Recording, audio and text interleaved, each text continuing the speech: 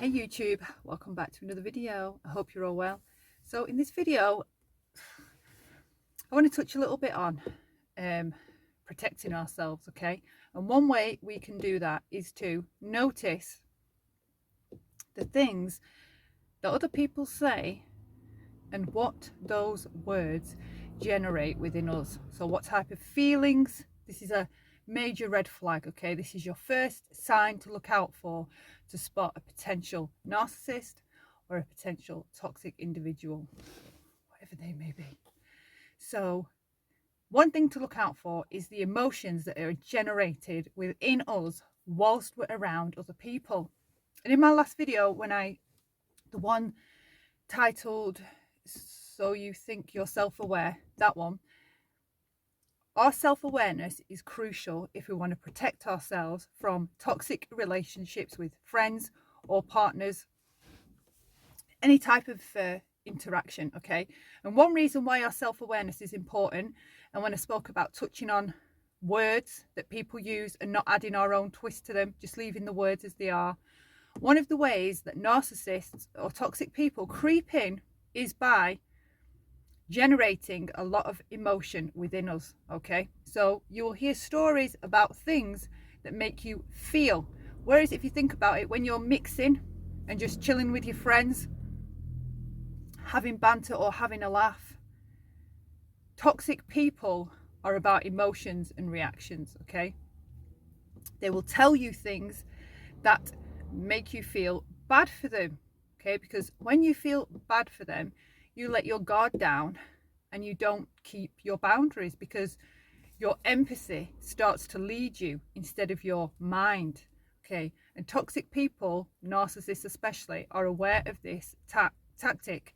They know how to get people on side and keep them on side, and they know how to get us to ignore red flags. And one way they get us to ignore red flags is by depending on the emotions that they've got you to feel, okay?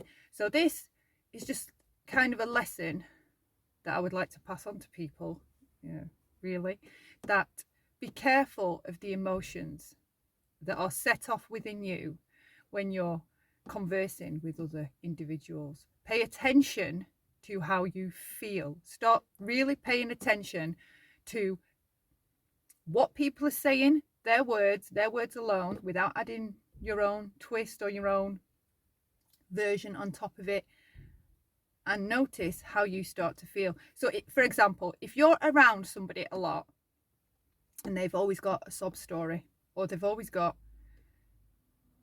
needing your empathy, okay? Narcissists and toxic people enjoy your empathy. They're always about recreating scenarios or situations that will generate your empathy. And they know they've got like pathological intuition, okay? They are aware, might not be consciously, but they're aware that when they get people to feel bad for them or people to feel sorry for them, that you're easier to manipulate, basically, because you drop your guard, because you're feeling bad, you drop your boundaries because you're leading with your emotion instead of your mind. Just be aware, okay? And also your reactions, why it's good to monitor your own reactions to things and really start to observe how you react, because your reactions can be and will be used against you. For example, okay, now I don't want to name anyone, but you might know who they are. And for example, if you're in an abusive relationship with a narcissist, okay, the narcissist will set off a chain of events, doing things, lots of passive aggressive digs.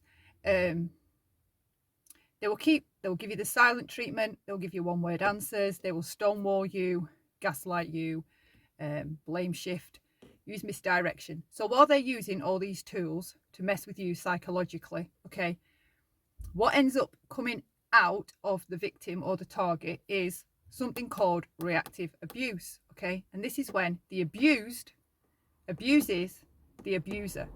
It's called reactive abuse. So it's not like, it doesn't make the victim an abuser, but it's the cycle within domestic violence or narcissistic abuse. Because if you've ever been in a horrendous relationship like that, you will know that the states you've been in, sometimes as well, when fight or flight kicks in, we end up, if a stranger was to just by happenstance come by you both, when reactive abuse kicks in and when our own reactions kick in, you could mistake who is the aggressor, okay? Because as victims, we end up highly volatile. Fear can make us confrontational and extra aggressive because we choose to fight. You know, the fight, flight, fear or fawn kicks in, and obviously as victims or targets, sometimes we end up choosing to fight in that moment and stand our ground. So what I'm saying is, narcissists are known for setting up a chain of events, and by the end of it, they already know that what they're going to do. They're going to call the police and say, you know, there's a situation going on here. My missus or whoever is attacking me. She's flipped out. She's been violent. I need the police, okay? The police show up. You're in a state, flipped out, lost your mind. You've just been absolutely psychologically beaten to the ground. And the narcissist or the psychopath or the toxic individual is sat there calm as day, pointing at you saying, look at her. She's crazy. She's irrational. It can't make any sense.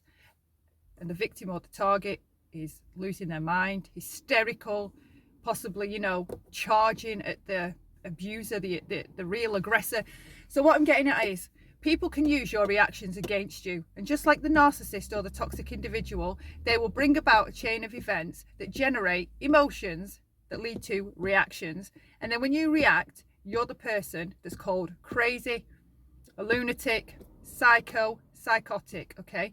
So I'd just like people to be aware of falling into that trap of thinking people are crazy or psycho, okay, just because they're looking that way, okay? We don't know, it's not a reaction to something else that's going on. And also be aware of your own reactions. Get them under control, because don't make yourself an easy target. If you're known to be somebody that blows up or shouts a lot or is quite easy to react, say, you know, easy to react, just leave it there, easy to react, people notice that. Toxic people notice that and make you a target. So just be conscious of what reactions you're giving off, okay? That it's not to set you up with for something later, okay? And notice the emotions that other people that are around you set off within you, okay? Because if you're giving, narcissists and toxic people especially rely on the sympathy and empathy, okay? 2 red flags to look out for. Somebody is around you that's needing a lot of empathy from you, a lot of emotional energy, a lot of sympathy. Clearly there are people sick, really sick, and they do have issues and they do want to talk about them, okay? But the narcissist, it will lead to something. It will be, you will start to feel drained. You will start to feel exhausted. They won't really care about you. They will just care about telling you all of their problems repeatedly, over and over and over and over again, okay? So whereas because if I was to share my issues with somebody, it would be a back and forth. I would ask them how they are things okay with them, They would ask me, and I would be honest and say, well, this has happened, that's happened, whatever, okay? But you will notice certain individuals will go around milking all different people for their empathy and their sympathy. So if you start to notice that somebody needs a lot of that, I'm not saying that those people are toxic. I'm telling you, when empathy is involved or sympathy, just always keep your boundaries. Don't lower your guard, okay? Your guard needs to be up. Your boundaries need to be solid and firm. Don't drop them for anybody, nobody, okay? That's all. Thanks so much for watching. Take care, and I really hope to see you next time. Bye for now.